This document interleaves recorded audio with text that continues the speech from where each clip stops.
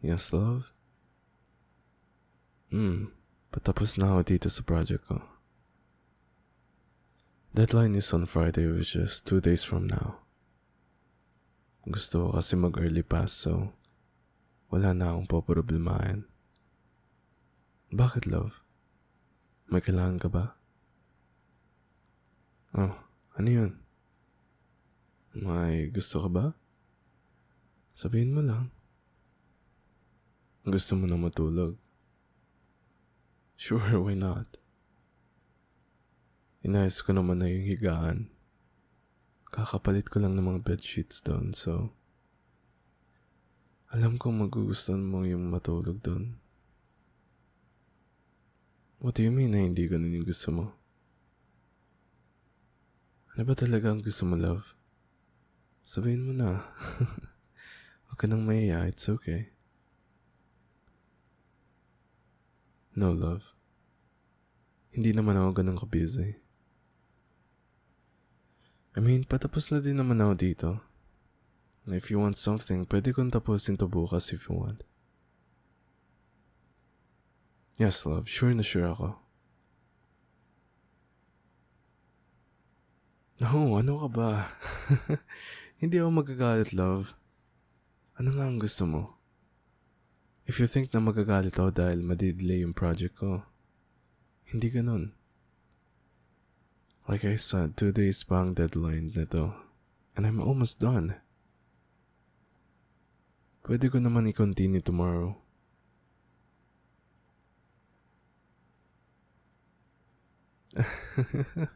Gusto mo nang kayakap sa bed ngayon? Well, ayun lang palang gusto mo, love eh. Sure, why not? But wait, turn off ko lang muna yung PC, then I'll be there, okay? Tapos mauna ka na. Liligpitin ko lang yung table ko. Alright? See you later, love.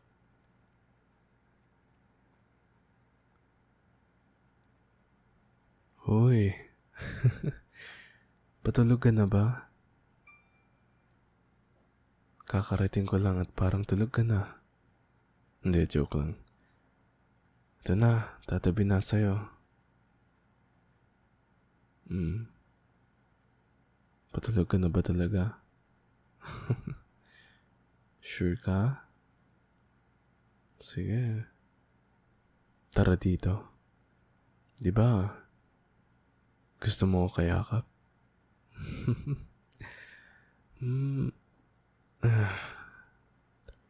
Ang lambot mo talaga, love. Ang bango mo pa. Hindi mo talaga ako nadidisappoint, no? Mahal na mahal kita, love. Sana kaya natin nung gawin hanggang sa tumanda tayo. You know, I sometimes think na life is too short for us to be in love. So, lagi kong sinasabi na I promise myself sa susunod na buhay, hahanap-hanapin kita. And we'll meet again. Alam kong parang imposible pero kung mahal mo talaga ang isa't isa, magkikita at magkikita tayo. Tandaan mo yan. Sa susunod na buhay, hahanapin mo ko at hahanapin din kita. Okay? Kahit maging hayop man tayo, ikaw pa rin ang hahanapin ko. Ito, hawakan mo kamay ko. Lagi mong tatandaan yan, ha? Andito lang ako palagi sa'yo.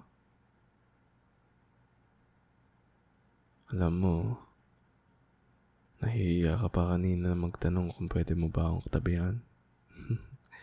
Alam mo naman na pwedeng-pwede, di ba?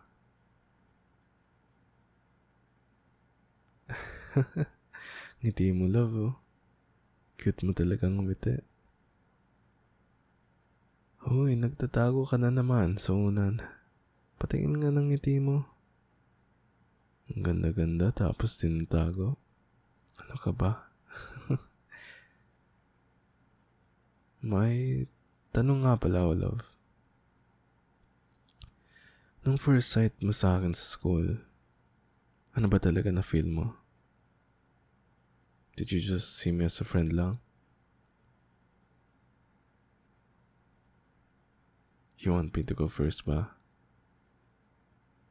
Sige na nga. So, nung una kitang nakita nung high school tayo,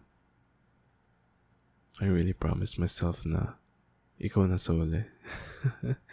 I know, ang corny pero totoo yun. Maybe nakita mo lang ako as a friend. Pero, ako?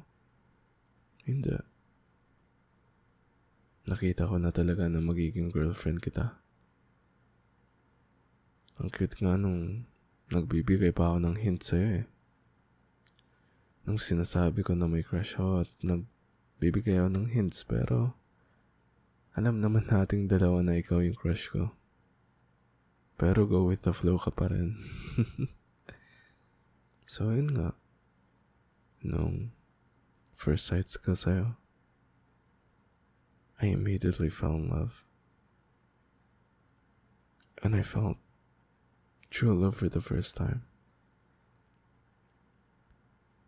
Oh, ikaw naman, love. Ano ba talaga na feel mo?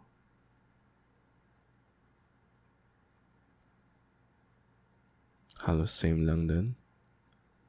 I see. So ayun ba ang tinatawag na true love? I think ayun na talaga. Pero, I know sometimes na nag-aaway tayo pero I promise na ikaw na talaga. Normal lang naman if mag-aaway tayo pero the thing that I love about you is na ina-understand mo naman rather than makipagtalo ka pa hanggat sa manalo ka. Pag mali ka, oo, may konting argue pero sa huli, umaamin naman na kung sino ang mali. Then after 20 minutes, may McDo treat na, di ba?